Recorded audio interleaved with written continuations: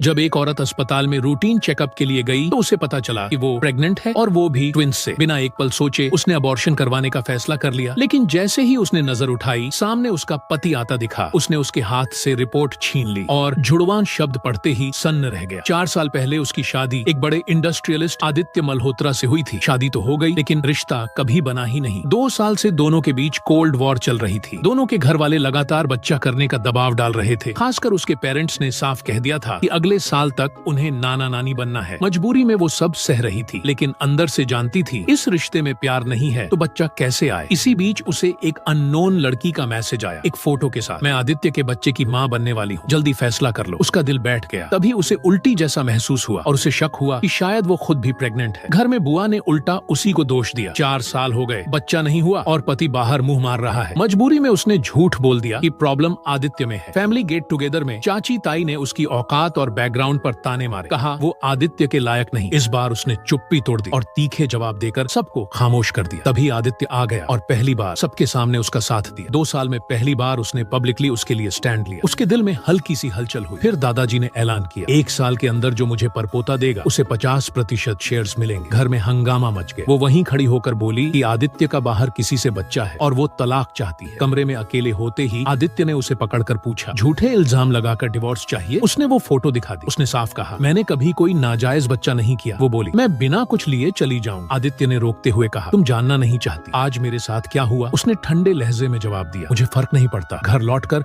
उसने pregnancy confirm की। वो टूट गई। आदित्य ने ताना मारा, तुम बस डिवोर्स का इंतजार कर रही हो। उसने साफ कहा, ये शादी मजबूरी थी। 4 साल में साबित हो चुका है कि हम कंपैटिबल नहीं हैं। तब उसने एक और सच सामने रखा, 2 साल पहले जो मिसकैरेज हुआ था, मैं सब जानता हूँ। तुमने हमारा बच्चा खुद खत्म किया।